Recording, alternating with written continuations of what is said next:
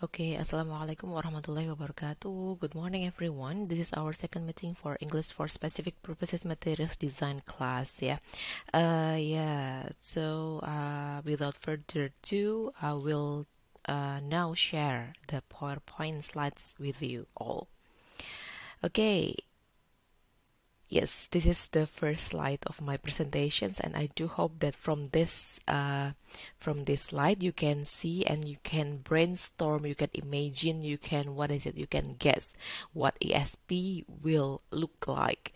Okay, so today we are going to to get to know further with ESP kayak gitu ya. So ESP is something that is English, of course, English that is specifically related to several occupations, several professions, like for example, you can guess what professions are here, we have sorry, we have chef, we have probably engineer, we have doctor, we have, I don't know, businessman, probably businessman, or we also have is it a teacher? Probably a teacher, or it can also be a secretary, probably. Yeah. So, English that is specifically designed for particular professions. That is English specific purposes. And yeah, because this course is named English for Specific Purposes Materials Design, so we are going to focus only about how to develop the materials or how to design the materials for ESP. But before going to that topic, we are going to know what ESP is first. Okay, so that's why I put this title or subtitle here, ESP overview. What is ESP, and then what scopes, and then what characteristic does it have? Yes, this is the outlines of today's explanation. So we have the definitions of ESP, and then I will also give you like the scopes or the branches of ESP, and also the characteristics of ESP itself. Well, what is ESP? ESP here is actually an approach. Hutchinson and Waters explicitly said that ESP is approach rather than a method. So this is an approach, and Widodo and also Pusporini, agrees with that. Agree with statement from Tomlinson. So ESP is an approach to specifying and also prioritizing the learner's needs. So that's why ESP is built, or ESP comes from different needs from different kind of students. So that's ESP was born there. So it aims to teach a people or a group of people who have specific needs, and English try to provide try to facilitate their needs. So that is ESP. Well, there are so many scopes or branches of ESP. We have like English for business purposes, for example. Can you give me example of English for business purposes? Probably things like English for office, English for accountant, English for what else? So for people who work in an office, for example,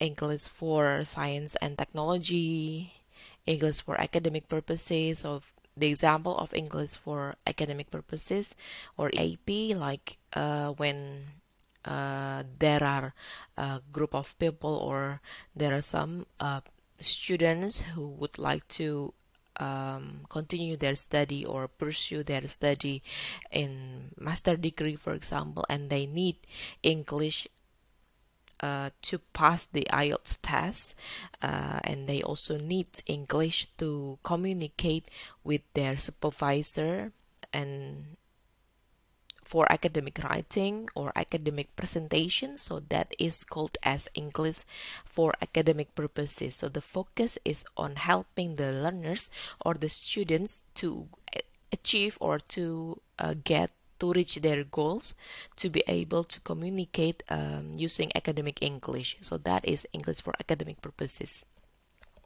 English for occupational purposes, yes, this is kind of ESP specifically designed for specific professions, yeah.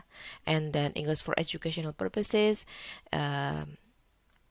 English, yeah, English for educational purposes, for example, like for teachers, for mathematics teachers, for biology teachers, for history teachers, who teach English, who teach their subject using English. So English is used as a medium instructions or as a language used to teach in the classroom, but these teachers also have to deliver the materials, their subject materials using English. So that is English for educational purposes.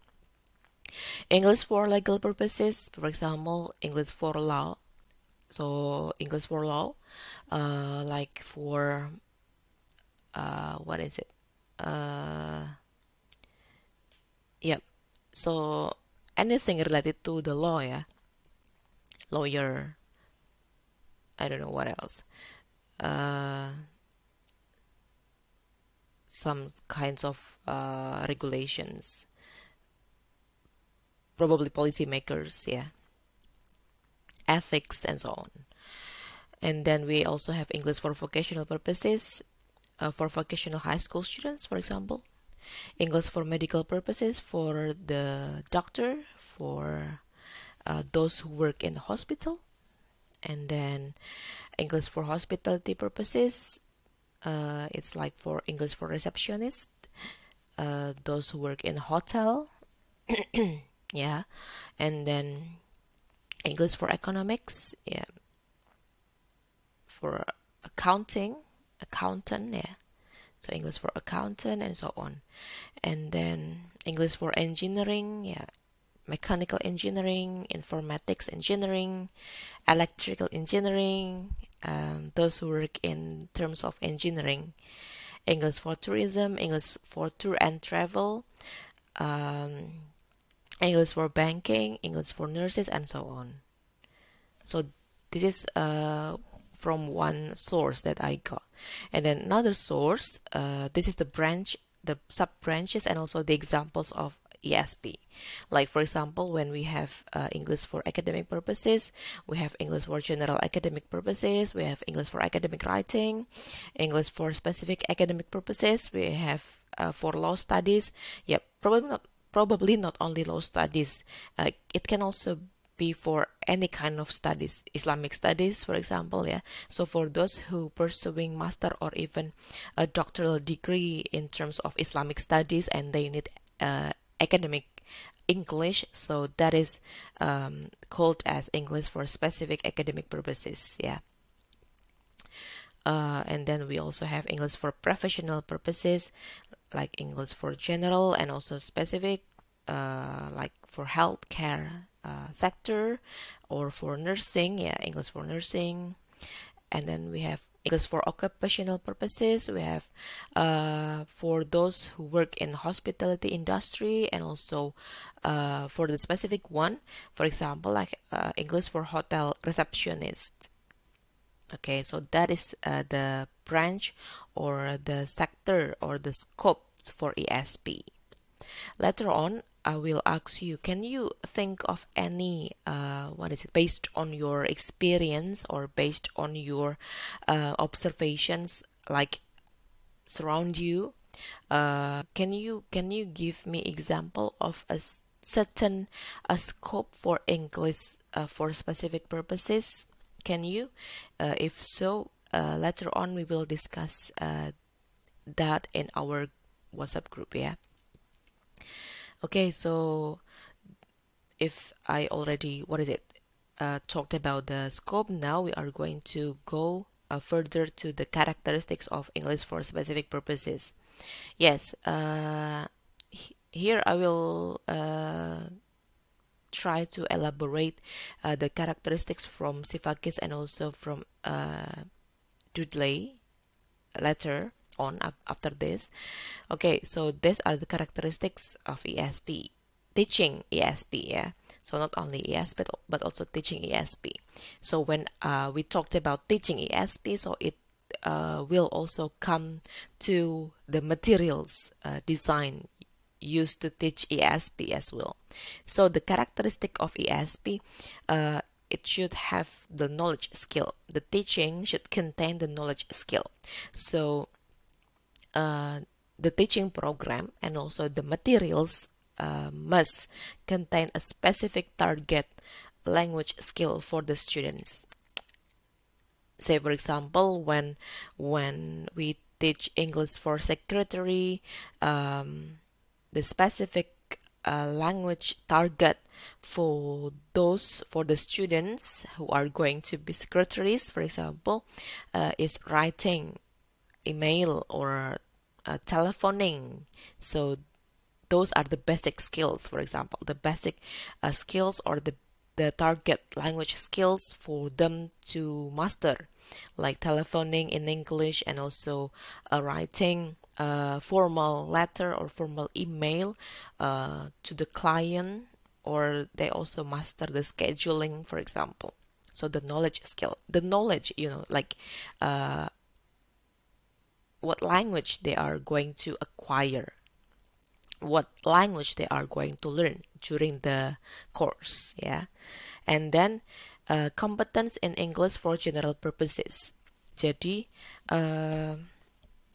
ada yang bilang kalau ESP itu ditujukan untuk mereka yang sudah advance, levelnya sudah intermediate atau sudah advance, dan paling tidak mereka sudah studentsnya sudah paling tidak harus competence di English for general purposes dulu kayak gitu. So the students at least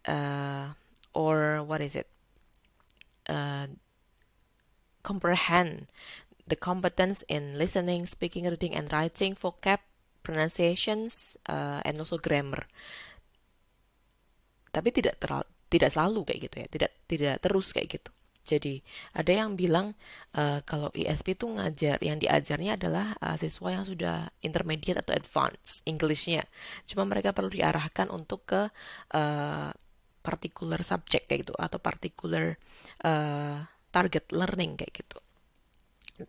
Tapi sebetulnya tidak juga kayak gitu, karena kita bisa juga kok ngajarin mereka yang masih beginner untuk belajar ESP.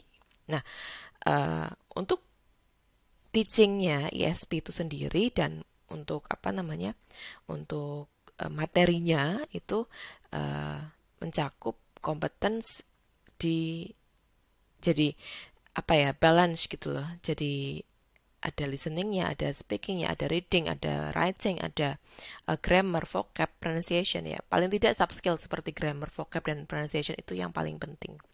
So the most important one. Probably say for example, kalau tadi saya mencontohkan English for secretary, mereka kan juga butuh 4 skill tadi ya. So they need listening, of course. When they are telephoning, they will need listening and also speaking. So when someone is calling him or her, and then does she or does he get the message or not, and how to respond to the questions from the client, for example, when someone is calling her or him. So these people will need listening and also speaking. Additionally, English for secretary will also need writing and also reading. Say for example, reading the schedule, or reading the email from the client, or reading the email from the boss, probably, or from the other colleagues. And then yeah, of course, yeah, after they read or after they get the email from the client or from the boss or from the colleagues, they have to respond to the email and they will need writing skills there. So that's why the competence for English for general purposes is needed there. So it contains not only a specific skill but also a whole skill of general purposes, general English, I mean. Ya, maksudnya skillnya itu general, tapi sudah mengarah ke kebutuhannya mereka masing-masing. Listeningnya ada, speakingnya ada, readingnya ada, writingnya ada, tapi materinya ditujukan untuk English for Secretary misalnya. Another characteristic is vocational competence. So vocational competence means ability to perform a specific professional task in their workplace. Jadi kalau misalkan tadi apa namanya, English for Secretary, specific ability-nya apa sih yang harus dimiliki misalkan? Ya tadi, writing email atau teleponing, paling tidak mereka sudah familiar dengan itu. Paling tidak mereka sudah paham dengan job desk yang itu kayak gitu. So, vocational competence. Lalu subject specificity. Subject specificity is like the skills in English for general purposes and the skills in vocational competence. Jadi, ketika mereka apa namanya kan diajarin listening, speaking, reading, writing ya kayak gitu ya, diajarin bahasanya, diajarin skillnya, diajarin grammar, pronunciation sama vocabnya, kemudian di sisi lain mereka juga diajarin skillnya. Ini loh kalau teleponing itu seperti ini, manner yang harus dimiliki harus seperti ini misalnya, atau bahasa ketika mengirim email tuh seperti ini. Lalu mereka diajari registernya, mereka diajari bahasa atau vocab yang biasanya digunakan untuk teleponing atau expressions yang biasanya digunakan untuk teleponing dan expressions yang biasanya digunakan untuk writing or sending an email. So that is subject specificity. And then needs driven nature of learning. Needs, jadi si secretary, misalkan kita akan mengajar English for Secretary and then we will teach a group of secretaries ya, for example, they have like needs. They have wants, they have willingness to learn English because they think that they will need English in or for their work kayak gitu ya. Jadi maksudnya adalah the learners want a certain English to be used in their workplace. So that is needs driven. Jadi ada keinginan dari si learnersnya untuk belajar bahasa Inggris karena memang dia merasa butuh untuk itu. Lalu cultural characteristics, of course ya, this is important. Say for example, English for Secretary. Jadi saya kasih contoh satu aja ya. English for Secretary misalnya, kalau untuk cultural characteristics ya, dia harus juga mengenal itu. Kalau misalkan dia membutuhkan bahasa Inggris, kan otomatis dia mungkin sudah bekerja di perusahaan multinasional, kemudian klien atau even bosnya mungkin adalah orang asing, dan kemudian yang dia berbeda culture dengannya, yang walaupun dia speaking English misalnya, sudah bisa speaking English lancar, proficient enough for communicating with their client or their boss, for example, who are native speakers of English, but they also need to know or need to at least comprehend the culture of those people, of the native speakers of English. Kira-kira kalau orang apa namanya, orang English asli misalnya kayak gitu, itu gimana sih nyapanya, di nyapa pakai emailnya kayak gitu? Apakah perlu pakai apakah cukup dear sir or madam misalnya, ataukah perlu pakai gelarnya kayak gitu, ataukah bagaimana? Terus kemudian misalnya kalau untuk teleponing seperti apa? Kalau misalnya itu kalau English yang native speakers, kalau yang bukan seperti apa? Misalnya kalau mereka yang misalkan tinggal di Singapura atau mereka yang tinggal di India misalnya, itu kan mereka bukan native speakers of English, tapi mereka will use English as a communications for us, with us kayak gitu kan, with Indonesians people kayak gitu kan. Jadi culture is important. Lalu beliefs about teaching. Jadi bagaimana sih si students itu dia memiliki apa ya? Memiliki atau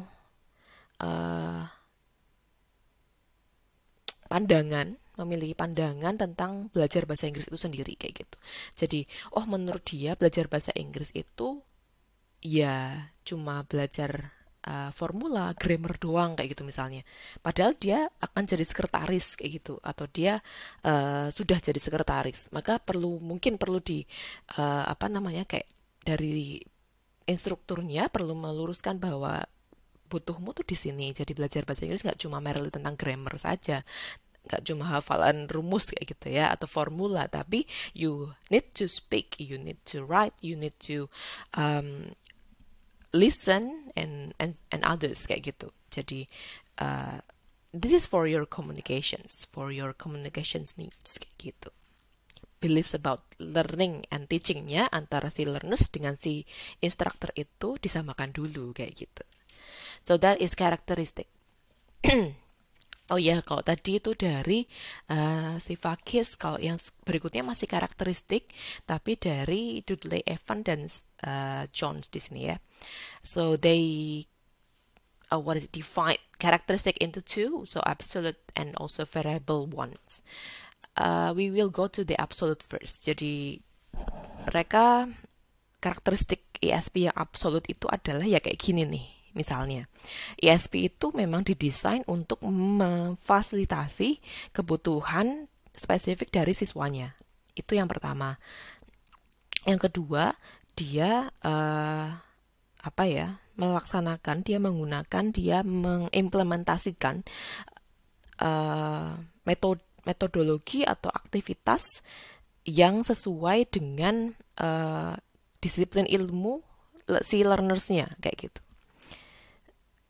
So, misalnya kayak English for Secretary kayak gitu ya. English for Secretary, aktivitas atau metode pembelajaran nantinya ketika mengajar English for Secretary ya tentu saja kita harus banyakin praktek gitu ya.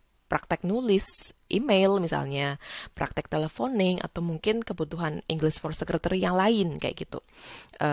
Untuk menjamu misalkan, atau untuk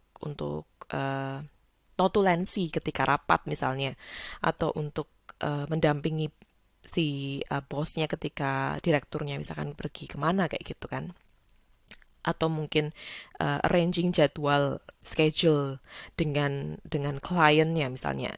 Nah itu kan basic skill yang diperlukan kayak gitu kan. Jadi makanya kemudian aktivitasnya ketika mengajar ESP ya banyakin praktek itu yang mereka butuhkan kayak gitu. Tidak kemudian malah aktivitas di kelasnya itu malah kayak tadi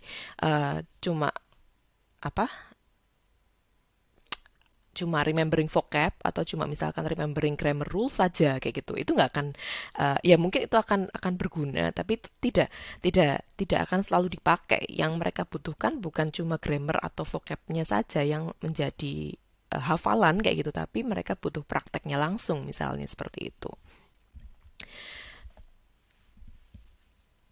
Atau misalkan mereka butuh English for academic purposes-nya adalah untuk academic writing. Spesifik banget nih, butuhnya saya academic writing, Miss atau Sir.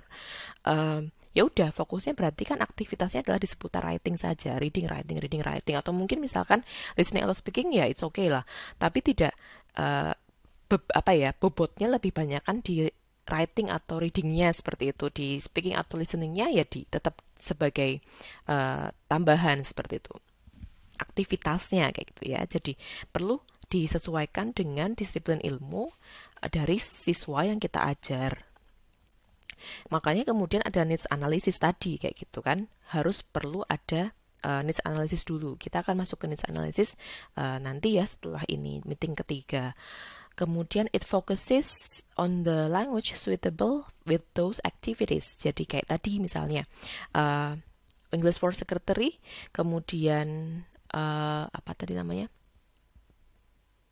aktivitasnya misalkan butuhnya teleponing atau mungkin writing email. Nah berarti language functions atau expressions atau language use ya, vocabularies, grammar dan sebagainya, itu yang berhubungan dengan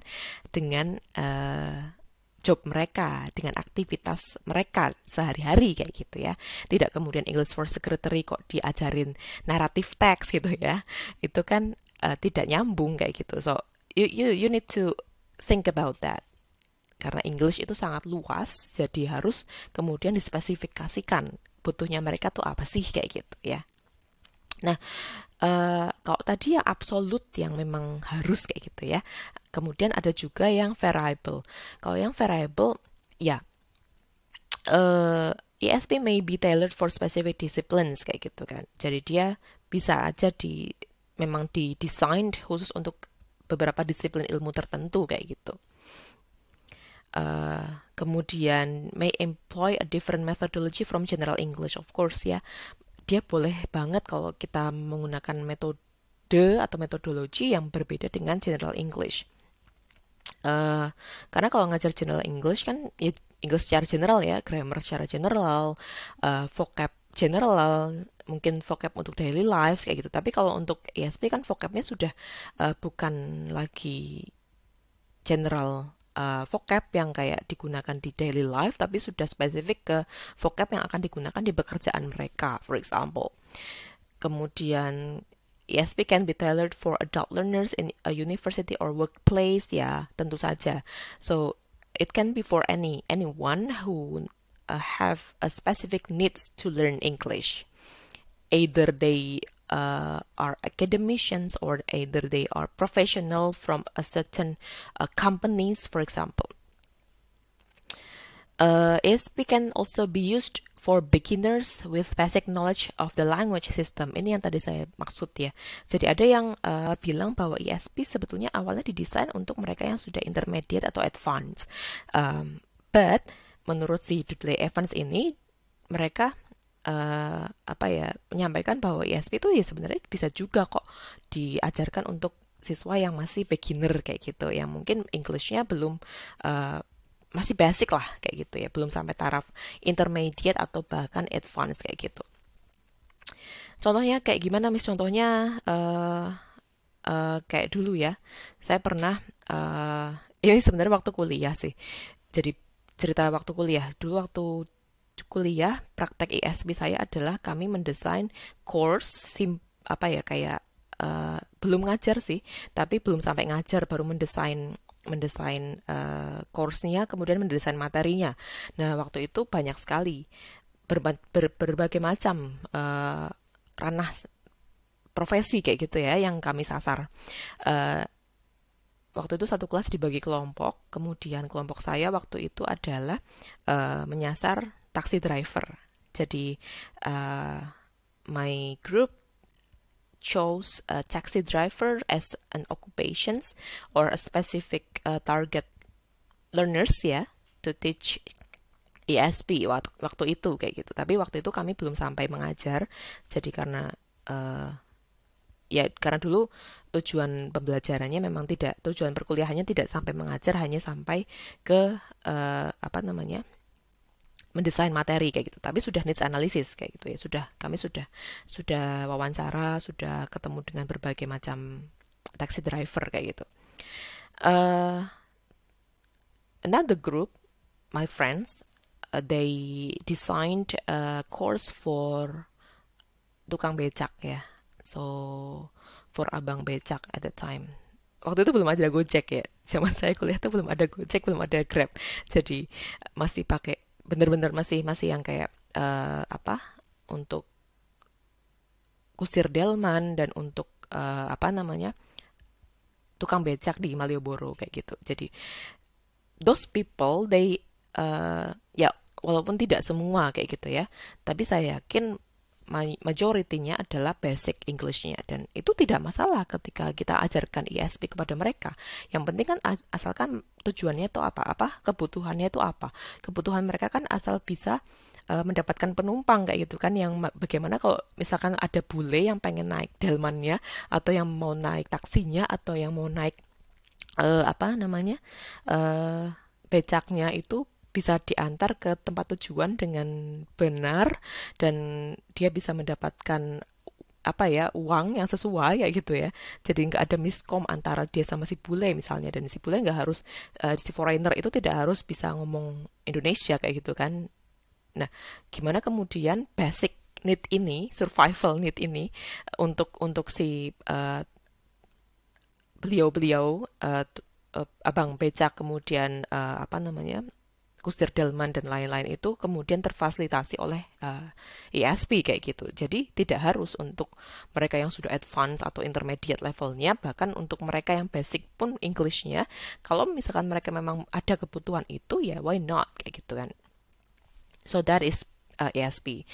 Okay, so I will end my explanations now with this sentence. Okay, so therefore, ESP is a language program designed for training students subject-specific language used and building and developing students' target competence. Rangingnya tuh luas banget ESP gitu ya. Dari yang memang occupational purposes, kemudian academic purposes, dari yang kemudian dari dia basic masih kemampuan bahasa Inggrisnya masih beginner sampai intermediate sampai mungkin sudah advance gitu ya. Jadi kayak misalkan dulu ada juga